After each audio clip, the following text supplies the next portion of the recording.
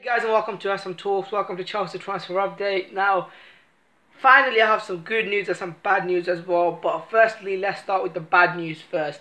Now, the first bad news I have is that Leicester City has told Chelsea that anything less than 40 million would be a no. Chelsea have to pay 40 million if they want to get Danny Drinkwater. Similar situation with Cedric Suarez. Southampton told Chelsea that anything less than 30 to 35 million would be a straight no, and that's the current market now. To get any decent player, even a backup player, you have to pay 30 to 34 million.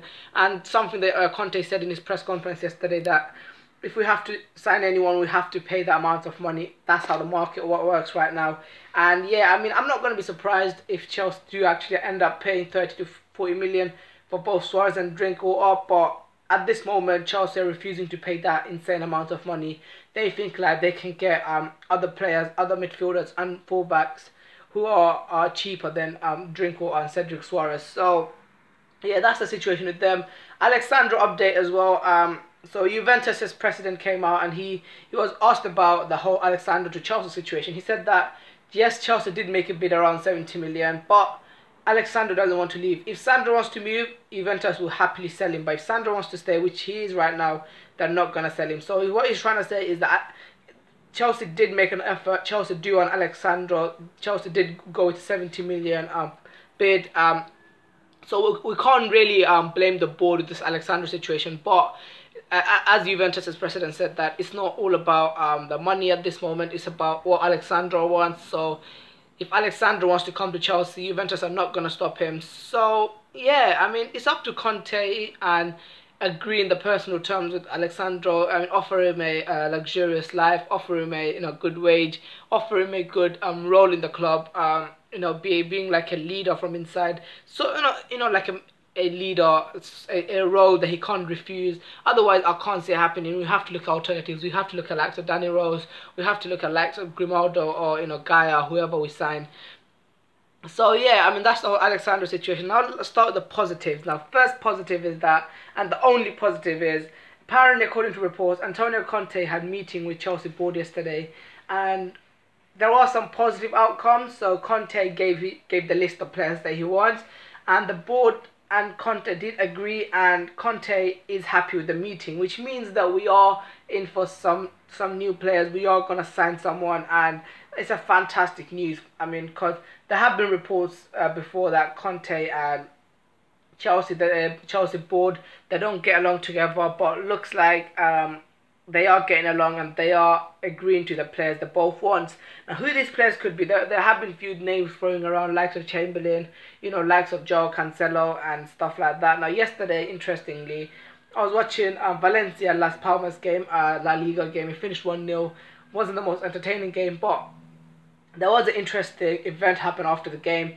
What Cancelo did was, after the game, Cancelo went around the stadium and said goodbyes to the people. He said his goodbyes to his Valencia fans. So he could be on his way to Chelsea.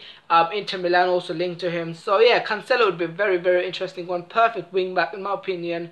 So yeah, it'll be interesting to see what Chelsea does with Cancelo, and are they actually going to sign him as a wing back. So that's the situation. Now, the last positive of the day is Eden Hazard. Now, according to reports, when Hazard's fully fit, Chelsea are going to offer him a new contract, and apparently it's going to make him the highest paid footballer in the Premier League.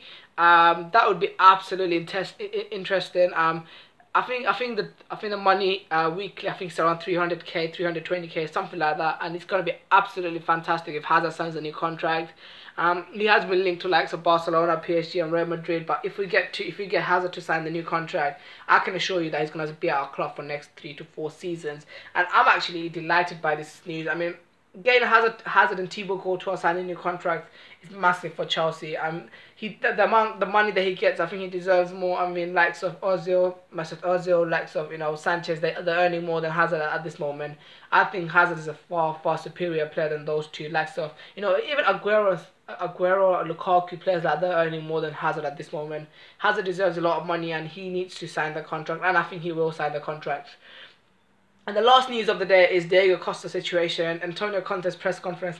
I'm not gonna lie, I actually laughed as well. I think that was one of the funniest press conference moment Conte had in a long time. So the situation, if you guys don't know about, is that he was asked about Diego Costa and is he actually gonna come back to Chelsea. So what Conte did was he laughed for a bit and he said, no, Diego Costa is a past. People around Chelsea, people that are actually part of Chelsea, they know what he did last season. I think he's referring to the fact that in January, when Diego Costa asked to leave the club, he caused a bit of mayhem. He caused a bit of problems behind the scenes, and Conte wasn't happy with that. And we could see after January, his form dipped and he looked a different player. So yeah, I'm not gonna actually it's not Conte's fault that Diego Costa was acting like that.